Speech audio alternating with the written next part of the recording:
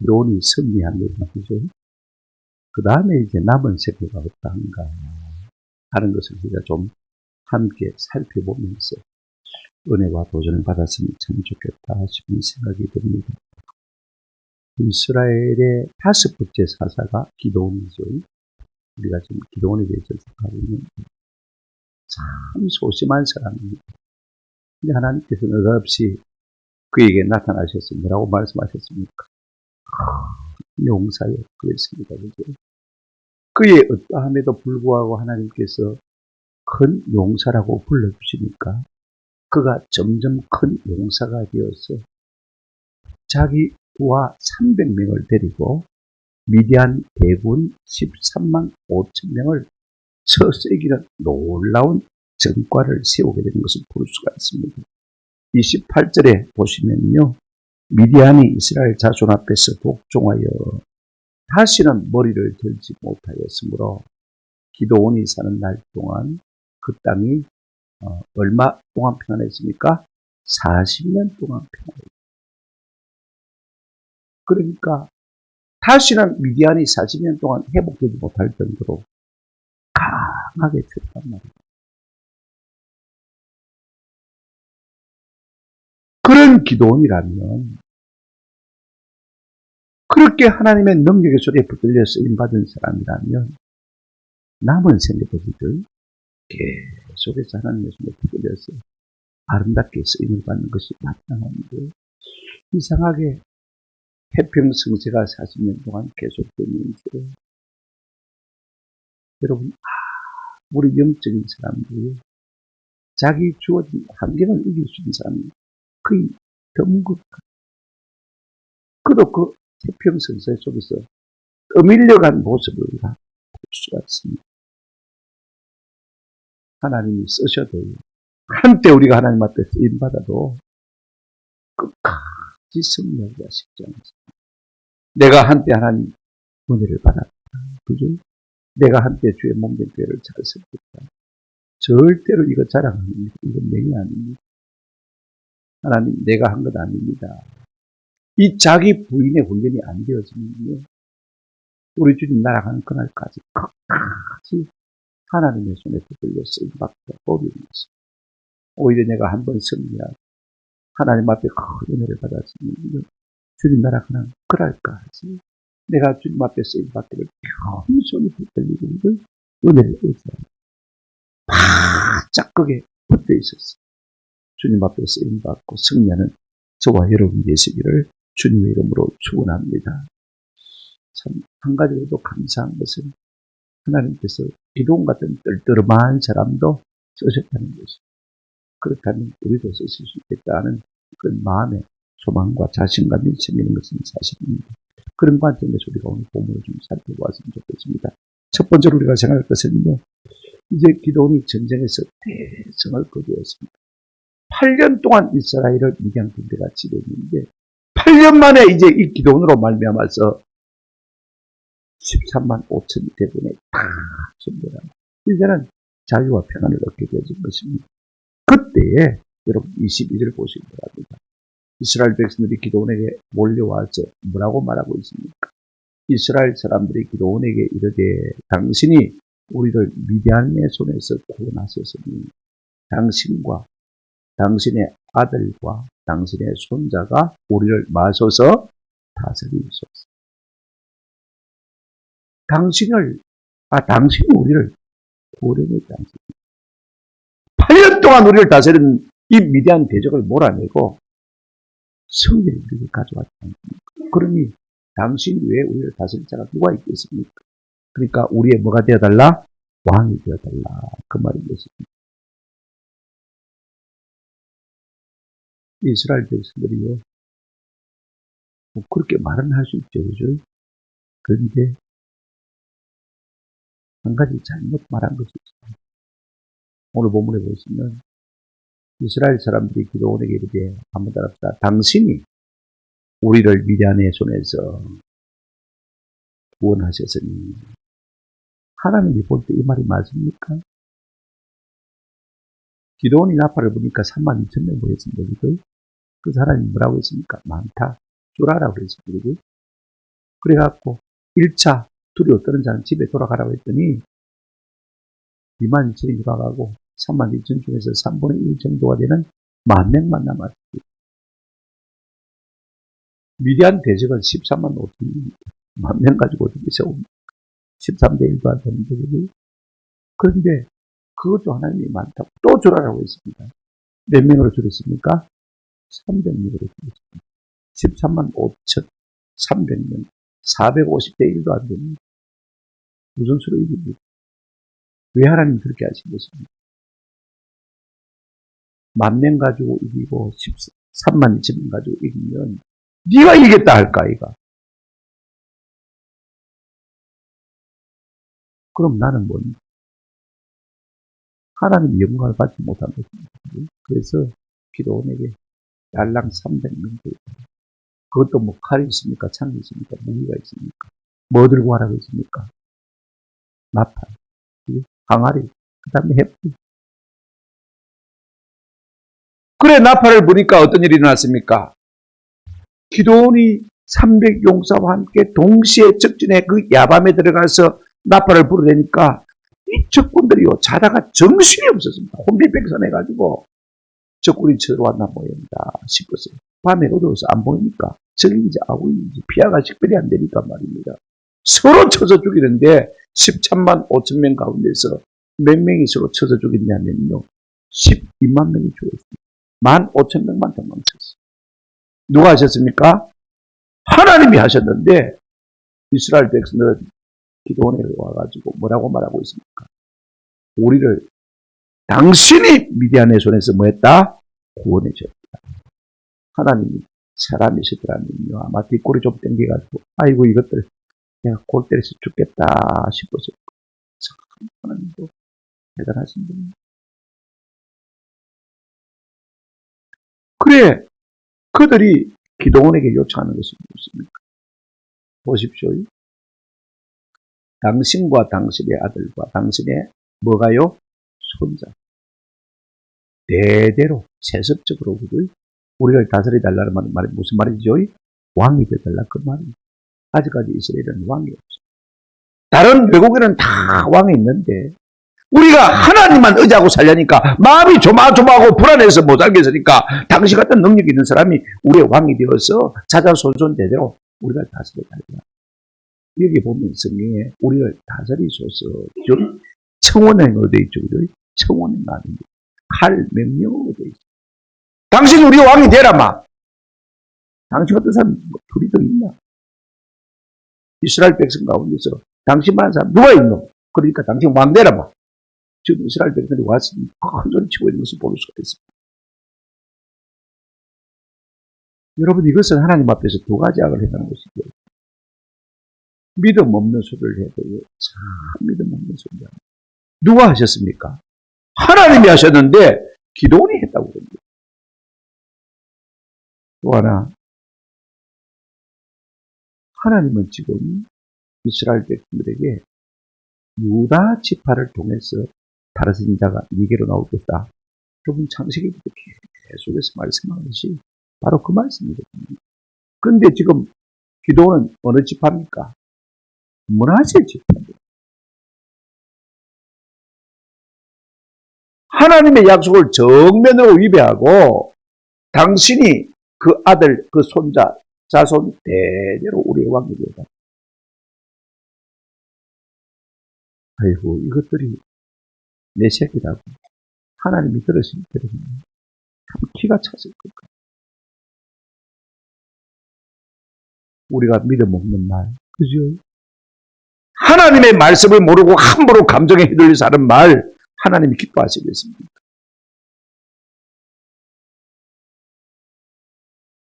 그럼 우리가 무슨 말을 해도 하나님 앞에 은혜를 구하고 말할 수 있는 그와 같은 저와 여러분 되시기를 주님의 이름으로 축원합니다. 아무리 기분이 좋지만은요, 그렇다고 해서 내가 보안해동해서 되겠습니다. 그때 기도원이 뭐라고 대답합니까? 23절 한번 보실까요? 기도원이 그들에게 이르되 내가 너희를 다스리지 아니하겠고 나의 아들도 너희를 다스리지 아니할 것이요. 그 다음에 아주 참 좋은 말을 합니다. 여호와께서 너희를 마시리라 다스릴 것이다. 우리는 왕이야. 나도 안 할 것이고 내 아들도 안 할 것이고 내 손자들도 안 할 것이고. 그럼 우리의 왕은 누구냐? 여호와 하나님. 참 믿음 있는 말이죠. 우리가 다 이 같은 말을 할 수 있으면 얼마나 좋겠습니까? 근데 한 가지 빠진 말이 있습니다. 뭔가 이 기도원의 말 가운데 아쉬운 말이 하나 있어요. 여러분 22절에서 당신이 우리를 미디안의 대적들 가운데서 마셨다? 구원하셨다. 그랬으면 한 가지 부인하는 것이 있어야 될 거 아닙니까? 내가 아니다. 내가 한 거 아니다. 하나님이 했다. 이스라엘 백성 전부가 전쟁에 참는 건 아니지만 그죠? 300용사는 다 알고 있거든요. 기도원 자신도 알고 있습니다. 한 것이 아무것도 없습니다. 겨우 낫발 하나 부르는데 여러분 300명 가지고 13만 5천을 어떻게 쳐서 이깁니까?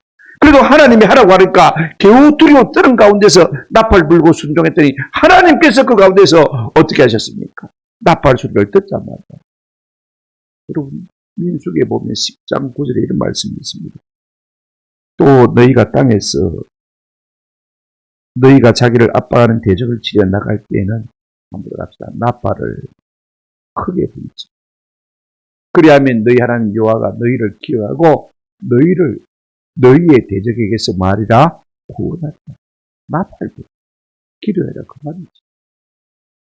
그들이 지금 나가서 나팔 분 것밖에 없는데 하나님께서 그 다음에 어떻게 일하셨느냐? 13만 5천 군대가요. 자기들끼리 서로 자존질환을 싸워서 망하게 하셨다 그 말씀입니다. 다른 사람은 몰라도 그죠? 기도원은 장본입니다. 봤습니다. 하나님이 그들 가운데서 싸우시는 것을 왔다 그 말이에요. 그러면 내가 한 거 아니고 하나님이 싸우시겠죠. 그죠? 나는 아니다. 난 앞에서 서 있을 뿐이다. 하나님이 하는 일을 눈으로 보았을 뿐이다. 이 정도는 자기 부인의 말이 있어야 되지 않겠습니까? 슬그머니 넘어갑니다. 하나님께서 우리에게 은혜를 주셔서 참으로 귀하고 복된 일을 하게 하실 때 우리가 조심해야 될 부분이 있습니다. 이야, 김집사, 박집사 대단하다. 어떻게 그 일을 생각했노? 어떻게 그 일을 이뤘노? 우리 같으면 찾아깨도 못하겠지. 그럴 때 아니다. 집사님 내가 한 거 아닙니까? 하나님이 딱 하게 하시고 나를 앞에 세워놓으시고 보기만 하셨는데 내가 한 게 뭐 있습니까? 나는 기도한 것밖에 없습니다. 아멘. 이 같은 고백이 우리에게 좀 있었으면 참 좋겠다 싶은 것입니다. 우리가 축구로 치면요. 이제 미디안하고 이스라엘하고 축구를 했습니다. 그런데 이스라엘이 40대 1로 이겼습니다. 근데 여러분 39골은요. 자살골. 그럼 누가 이긴 겁니까? 실제로는 이스라엘보다도 미디안이 이긴 거지만 하나님께서 자살골을 먹게 하셨어요. 이기게 하셨어요. 그러면 내가 잘 싸워서 이긴 것입니까? 조마들이 실수를 해줘서 내가 이긴 거죠. 하나님이 함께 하시니까 내가 강해서 이긴 것이 아니라 저거 스스로 자살골을 먹대요. 그래서 이긴 거 아닙니까? 적어도 우리가 하나님의 손에 들려 쓰임을 받는 믿음의 사람이라면요. 그렇게 고백할 수 있어야 되지 않겠습니까? 그러니까 기도원이 말은 참 잘한 것 같지만요. 이빨 빠진 것, 느끼는 것을 고하는 것을 볼 수가 있습니다. 우리가 요한계시록 7장을 보게 되었으면 구원받은 성도들이 하나님 앞에서 어떻게 노래합니까? 7장 9절 10절에 보시면 이런 말씀이 있습니다. 이후에 내가 보니 각 나라와 족속과 백성과 방언에서 아무도 셀 수 없는, 능히 셀 수 없는 큰 구원받은 하나님의 백성들이요. 각 나라와 족속과 백성과 방언에서 동서남북 사방각지에서 몰려 나오는데 어떻게 나옵니까? 흰옷을 입고 손에 종려가지를 들고 보좌 앞과 어린 양 예수 그리스도 앞에 서서 그 다음 하나 말이 중요합니다. 10절 한번 같이 읽겠습니다. 시작. 큰 소리로 외쳐 이르되 구원하심이 보좌에 앉으신 우리 하나님과 우리 어린 양에게 있도다. 하나님 감사합니다. 내가 한 것 하나도 없습니다.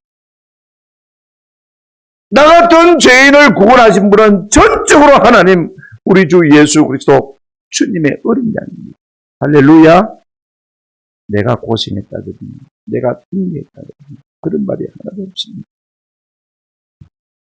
하나님이 그때마다 성령을 부어주시고 그때마다 우리에게 은혜를 주시고 지켜주셔서 내가 믿음 지키고 승리하고 구원받은 주의 백성된 것입니다. 이 고백인 것입니다.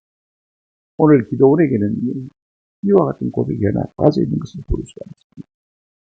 출애굽기 15장에도 이스라엘 백성들이 이제 홍해를 마른 땅처럼 건너보고도 그 뒤를 추적해왔던 애국 군대가 수장되는 것을 보면서 세 가지로 하나님 앞에 감사했습니다.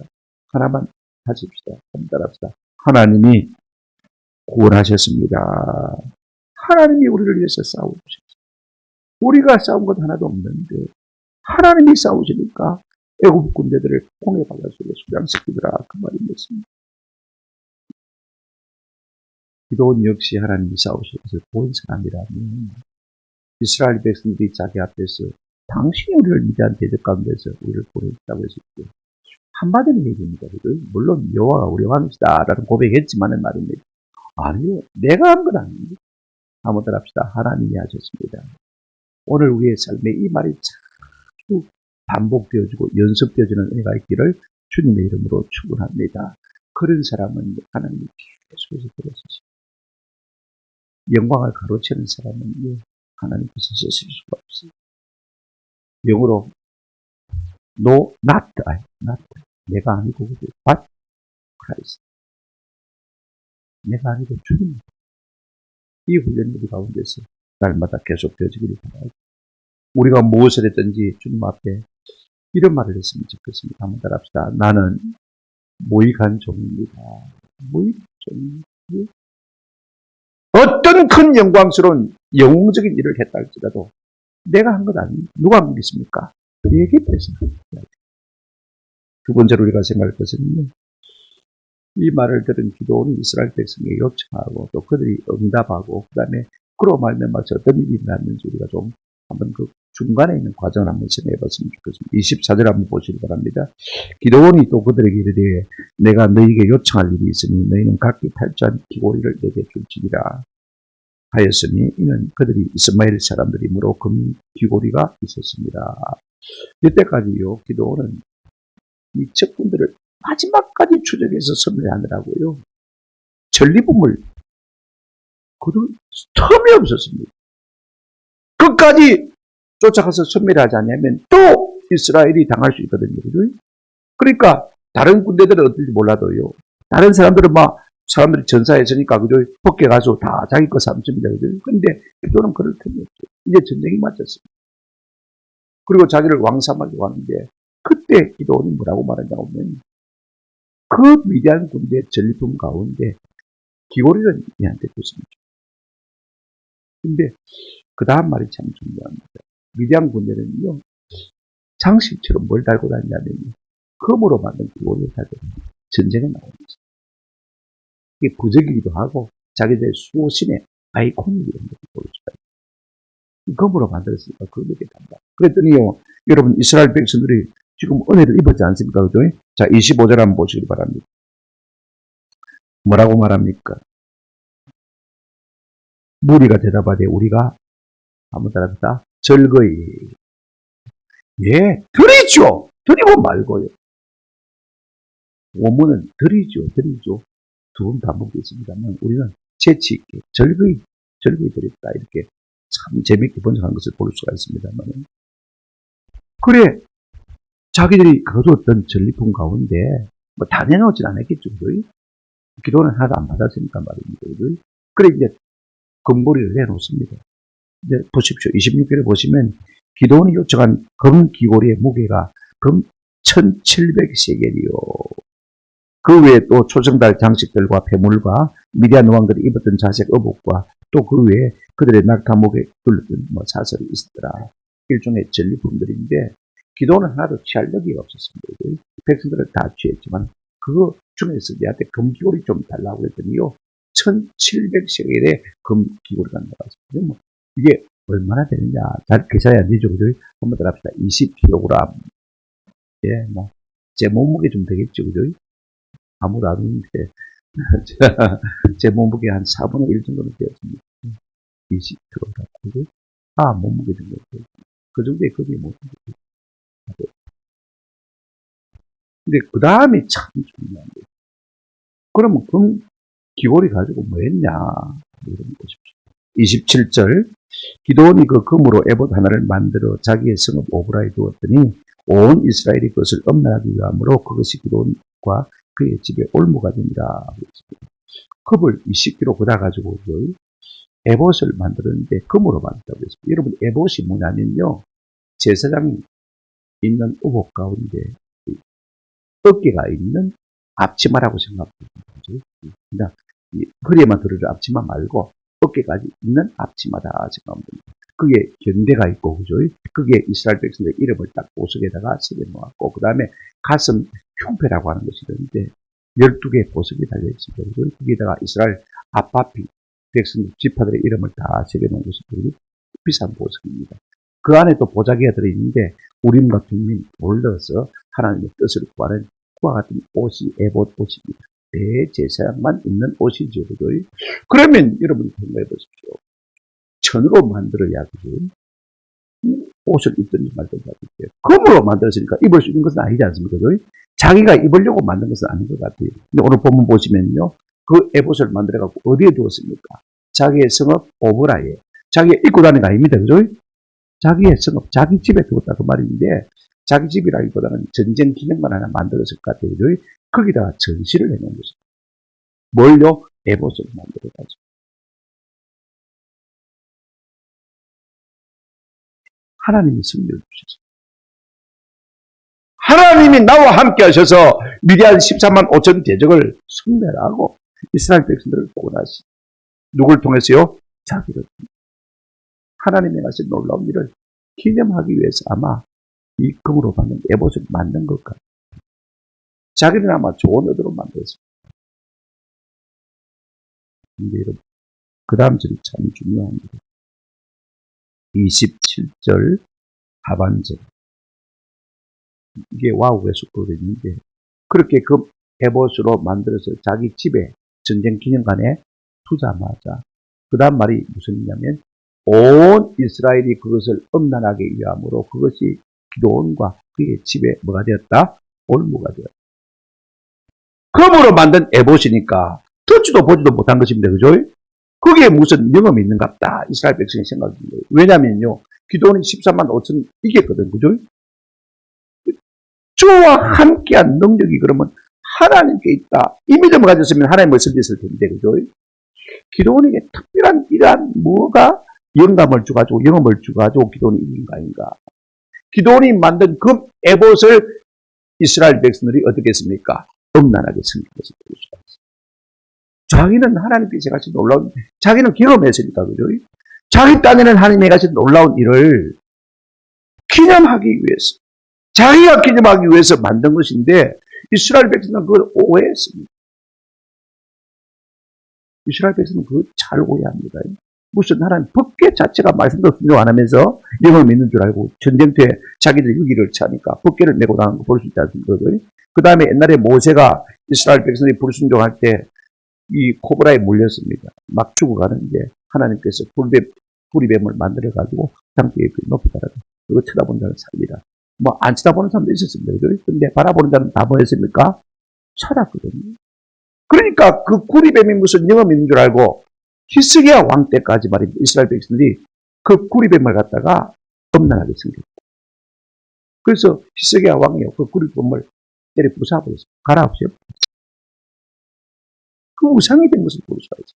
하나의 상징이고 하나의 아이콘입니다. 저의 설교 준비하다가 느낀 게 뭐냐면요. 제가 일기를 계속 쓰는데 내년 연말 되면 하드백으로 책을 만들었어요. 책장에 넣어놓습니다. 물론 뭐 여러분이 제 방에 오실 때 보이지 않지만 구석에 딱 문을 닫아서 딱 넣어놓거든요. 굉장히 이거 빨리 없애야 되겠군요. 나는 하나님께서 내게 나를 위해서 행하신 놀라운 일들을 기록해놨지만 이게 무슨 뭐 전기가 되어진다든지 그죠? 그렇게 사용되어지면 내가 드러나게 되잖아요. 그죠? 하나님 은퇴하면 저는 일기를 쓰는 이유가 있습니다. 나를 게으르게 하지 않기 위해서. 나를 스스로 관리하기 위해서거든요. 거기에 보면 시간 계획도 다 들어가고, 그죠? 회의 내용도 다 들어가고, 아이디어도 다 들어가고, 하나님께서 내게 베푸신 은혜도 들어가고, 내가 성경에다가 깨달은 것도 들어가고, 그죠? 하나님 주신 꿈도 들어가고, 비전도 들어가고 하니까. 내 속에 있는 모든 것들이 거기 다 들어있습니다. 만약에 뭔가 마음을 먹고, 그죠? 내 일기장을 다 펴가지고, 그걸 정리해서 전기를 쓰면, 누가 드러납니까? 내가 드러납니다. 하나님 은퇴하고 난 다음에, 한 10년 더 살게 해주신 시골 가서 드립니다. 이거 아궁이에 막 한 장씩 떼가지고 군부를 떼면 되겠습니다. 그때 떼올 테니까 지금은 봐주세요. 지금은 이걸 써야 돼. 왜? 나를 관리하기 위해서 써야 됩니다. 나를 드러내기 위한 것은요. 결국은 뭐가 됩니까? 사람들에게 올무가 되는 것을 볼 수가 있어요. 여러분 백성들은요. 그렇게 상징적으로 보여준다고 해서 깨달은 사람입니다. 아무들 앞에 구체적으로 말씀을 가르쳐. 아멘? 기도원의 실패가 뭐냐면요. 바로 이렇습니다. 천주교인 교인들에게 그 묵주 있지 않습니까? 손목에. 그것 뭐 들고 이렇게 돌리면서 묵기도 하고. 여러분, 그게 무슨 힘을 주는 것입니까? 제가 우리 새벽에 레위기 25장 지금 이제 안식년 기념달인데 지난 주말부터 월, 하, 요일까지 제가 너무나 도전을 받고 오늘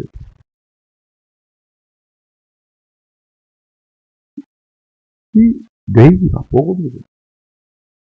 지금 가슴에 벌렁벌렁. 여러분 읽어도 모르겠지만 말입니다. 너무 좋아. 그러면서 어떤 생각을 하게 되냐면 희년을 만난 성도들을 위해서 뭐 실제가 없는 사람도 있을 거 아닙니까? 그죠? 좀 이래 동안 쉬어 있는 사람도 있을 거 아닙니까? 은퇴한 사람도 있을 거 아닙니까? 그죠? 시간이 남아도는 사람도 있을 텐데, 그죠? 뭐 직장에서 쫓겨나가지고 뭐 직장을 구하기까지 일을 못하는 사람도 있을 텐데, 1년 365일 새벽, 아침, 저녁 세 번씩 똑같은 하루에 같은 말씀. 창세기부터 시작해서 요한계시록까지 설교하는 그런 집회를 만들어요. 여러분, 은퇴하는 것은 우리가 안식년을 갖는 것은 그냥 몸만 쉬는 것이 아닙니다. 아무튼 하나님과 관계에서 그 말씀을 듣고 말대로 살기로 결단하고 그 말씀을 부여잡고 남은 생활을 필요하게 살도록 하시기 위해서 하나님께서 안식년 가져라, 2년 가져라 그렇게 이렇게 부탁하시고 근데 이 사역을 해주는 사람이 없는 거예요. 다들 바쁘니까. 나는 쉬어서 하나님의 말씀과 좀 관계를 맺고 싶은데 그렇다고 신학교는 갈 수 없는 것이고 매일 설교하는 교회가 있는 것도 아니고 창세기부터 요한계시록까지 가르쳐주는 사람이 있는 것도 아니고 여러분 그 해보시 우리에게 무슨 영감이 있습니까? 오직 우리를 새롭게 하고 살리는 것은 요한복음 6장에 뭐라고 했습니까? 살리는 것은 영이 육은 마다 무익하다. 하나님 말씀에는요 우리를 새롭게 할 수 있는 것이 아무도 없습니다. 어떤 성도가 시비가 테니스라서 자기 목사님하고 20년 테니스를 쳤어요. 개척교회 목사님이니까 운동할 시간도 있고 하니까 20년 테니스 쳤는데 이분이요 하루아침에 교회를 옮겨버렸어요. 유인적 성경 공부하는 교회가 있으니까 내게 말씀을 가르쳐주는데 그 말씀이 참 되더라고 가버립니다. 그러니까 이 목사님이 입에 거품을 물고 막 이분을 욕을 합니다. 내가 지하고 20년 동안 테니스 치는데 사람이 어떻게 그렇게 배반할 수 있나? 저는 배반해야 마땅하다고 생각합니다. 아무데나 다 살리는 것은 영이 육은 무익합니다. 테니스 20년 잘린다고 했어요. 그게 그 사람에게 구원을 준 거 아니에요. 아무데나 다 말씀. 성경의 말씀이 들어가야 그가 영으로 사는 것이지 테니스 치준다고 사는 것입니다. 이게 중요합니다. 오늘 우리가 하나님의 말씀 가운데 거하지 않으면 우리 영이 사는 방법이 없는 것입니다. 요한계시록 3장을 보면 4대 교회 이야기가 나오는데 우리 주님이 4대 교회를 죽은 교회라고 진단하셨습니다. 그러면서 3장 2절에 보게 되어지면 이런 말씀하십니다. 너는 일깨어 그 남은 바 죽게 된 것을 굳건하게 하라. 비록 죽은 자라도 그 영이 죽은 자. 하나님이 택하신 백성이라면 말씀을 들으면 사는 역사가 일어나게 될 줄로 믿습니다. 내가 영적으로 자꾸 시대를 보고 간다고 생각하면 다른 것 때문에 말씀이 내 속에서 살아 역사하지 못합니까? 말씀대로 못 사는. 우리 모두가 말씀을 붙드는 은혜가 있기를 주님의 이름으로 축원합니다.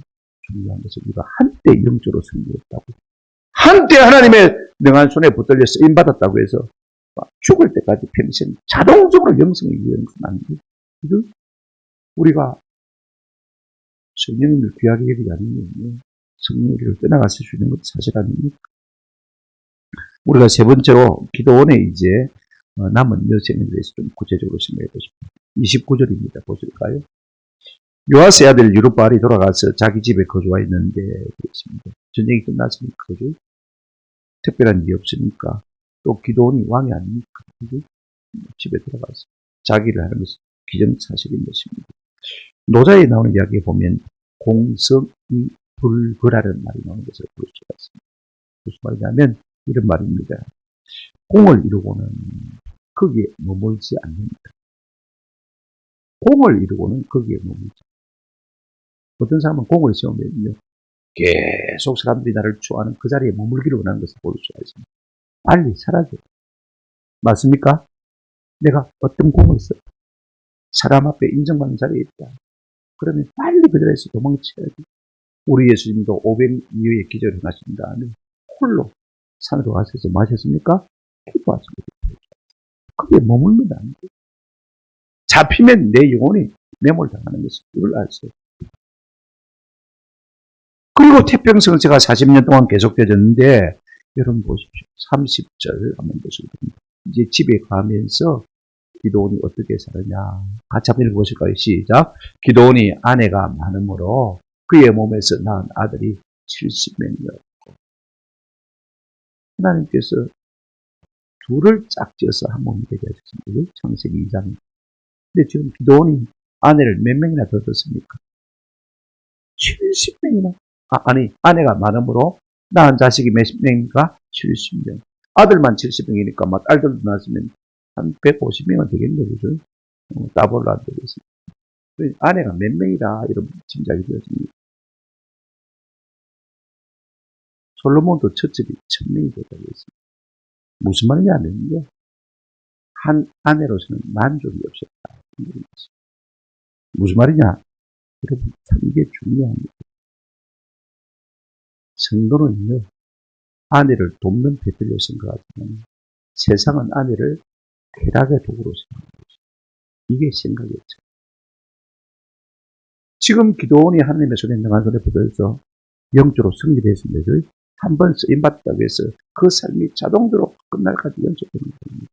태평성세가 시작되니까 자기도 모르게 점점 그죠? 한꺼번에 여러분 70명 아들을 듣겠습니까? 올해 하나 없고 내년에 하나 더 없고 마누라 그죠? 우리가 또 넘어서 31절에 보시면 저 세겜에 100km가 넘는 곳에 거기도 세간드가 또 하나 더 있습니다. 첩이 하나 더 있습니다. 그죠? 무슨 말을 하고 있는 것이냐면요, 이게 참 만족. 잘 사는데 만족이 없는 거예요. 왜 그렇습니까? 그 속에 하나님의 영이 없으니까 만족. 이게 참 중요해요.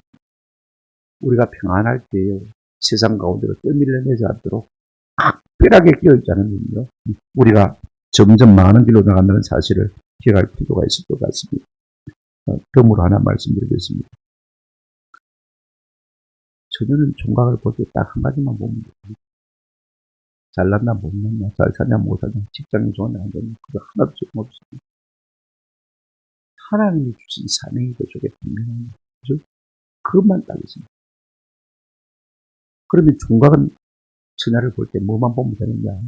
내 비전이, 내 꿈이, 내 소명이, 내 사명이 이루어지는데 그 사명을 저자가 도울 수 있겠냐, 없겠냐. 그것 딱 하나만 보면.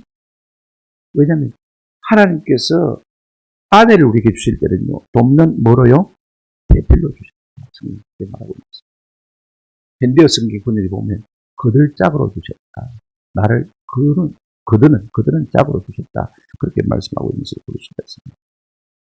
그리고 또 있습니다. 31절 세겜에는 그의 첩도 아들을 낳았으므로 그 이름을 아비멜렉이라 했다.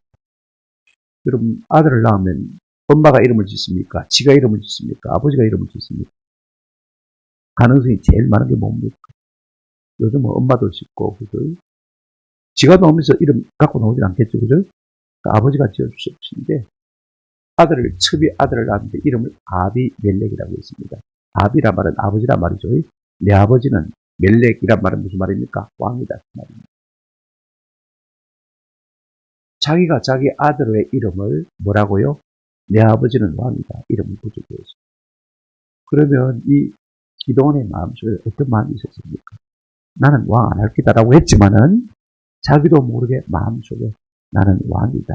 이런 마음이 내재하고 있는 것을 우리가 볼 수가 있습니다. 하나님이 주신 마음이면 괜찮아요.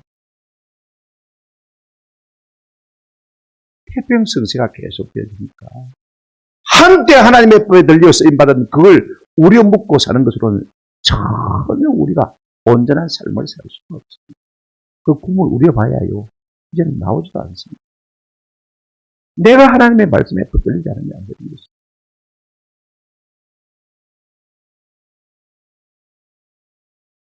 그리고 32절에 기도원이 죽지 않습니까? 그죠? 사람이 죽는 것으로 끝나는 것이 아닙니다. 그 찬양이 참 중요합니다. 죽은 다음에 어떤 파장이 있느냐. 자, 보십시오. 32절에 죽었는데 33절 같이 읽겠습니다. 시작. 기도원이 이미 죽음에 이스라엘 자손이 돌아서서 바알들을 따라가 음행하였으며 또 바알브리스를 자기들의 신으로 삼고 이미 죽었습니다. 버전 이상합니다만 기도원이 죽자마자 이스라엘 자손이 기다렸다는 것이 하나님을 섬기는 것이 아니라 우상 숭배로 나간 것을 보십시오. 내가 죽는 것이야 자연스러움이라면 내가 죽고 난 다음에 어떤 영향력을 사람에게 남기느냐 이게 참 중요합니다. 40년 동안 자기는 자기 영성마저 다 까먹었으니까 말입니다. 세상처럼 되어버리니까 백성들에게 영향을 줄 수가 없습니다. 내가 죽어도 내 자손들에게 그죠? 영적으로 영향을 줄 수 있다는 참으로 복된 죽음입니다. 저는 우리의 마지막이 이와 같은 죽음이 될 수 있기를 주님의 이름으로 축원합니다. 그랬더니 여러분 보실까요? 하나님 기억하라는 것은 상식 우상을 섬겼으니까 34절을 제가 읽기는 읽습니다. 이스라엘 자손이 주의 모든 원수들의 손에서 자기들을 건너신 여호와 자기 하나님을 뭐하지 아니하고 기억하지 않는 하나님 바알 섬겼으니까 하나님 기억하는 건 당연한데 더 놀라운 것은 35절 한번 같이 보십니다. 또 여로보암이라는 기도원이 이스라엘에 베푼 모든 은혜를 따라 그의 집을 뭐하지도 아니하였다? 후회하지도 않았다. 처음에 전쟁에 승리했을 때는 이스라엘 백성들이 다 모여와가지고 당신과 당신 아들과 당신 손자들이 우리의 왕이 되어달라고 부탁했습니다. 죽고 난 다음에 그때도 보지도 않았어요.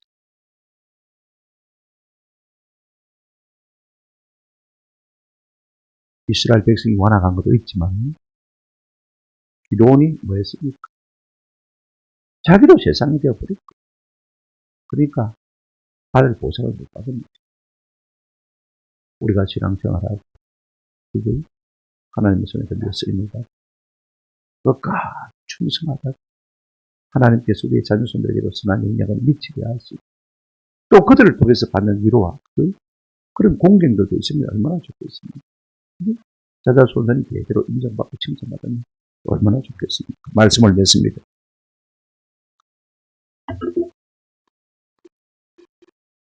그리고 말씀 떠난 평안은 사명을 떠난 쾌락은요 오히려 무슨 죄악인 것입니다. 이걸 우리가 알 필요가 있습니다. 우리가 말씀이 아니면 우리의 영혼을 살릴 수 있는 게 아무것도 없습니다. 그 뭐 신상 하나 만들어 놓는다고, 금 앨범 만들었다고 해서 백성들이 마음이 하나님께 돌아가거든요. 구체적으로 하나님의 말씀을 가르치고, 그 말씀을 보여다 그 말씀으로 살아내기 위해서 몸을 치도록 가르치지 않으면요, 결국은 세상으로 흘러갈 수밖에 없는 것입니다. 요즘같이 말입니다. 교회 세상이 구별되지 않는 혼탁한 시대에서, 요즘같이 기복주의가 판을 찌른 시대에도 우리가 하나님의 말씀을 붙들고 있다면, 말씀이 우리 가운데 썩어들고 있다면 우리는 빛을 발하는 성도, 교회 될 줄로 믿습니다. 한 가지 우리가 하나님 앞에 꼭 기도하십시오. 내 평생에 내가 하나님의 손에 들려 아름답게 쓰임을 받았다면 한 가지 꼭 마지막까지 잘해야 될 것이 있습니다. 그것은 한번 합시다. 나를 가리는 일입니다. 나를 치우는 일. 그렇죠. 그래서 제가 이 말씀 준비하면서 제 마음속으로도 몇 가지 많이 메모를 해왔어요. 내가 하지 말아야 될 그때 하지 말아야 될 여러분이 다 말씀드릴 수가 없습니다만 참 중요해요. 우리가 이사야 6장을 보게 되어지면 2절에 하나님을 모셔선 스랍들이 어떤 모습을 하고 있습니까? 제가 자주 말씀드렸습니다만 이거 여러분 꼭 기억하시기 바랍니다. 이제 천사들이 하나님을 모셔섰는데 각기 6날개가 있어서 그 둘로는 자기 얼굴을 가리고, 그 둘로는 자기 뭘요? 발을 가리고, 둘로만 가리고. 오늘 우리의 삶의 역량들 가운데서 3분의 1로만 일하시고 3분의 2로는 우리의 한 일들을 갖다가 가리는 데 사용하시겠니? 우리 모두가 천사처럼 아름답게 쓰임받을 줄 믿습니다. 이 같은 은혜가 우리 가운데 있기를 주님의 이름으로 축원합니다. 아멘.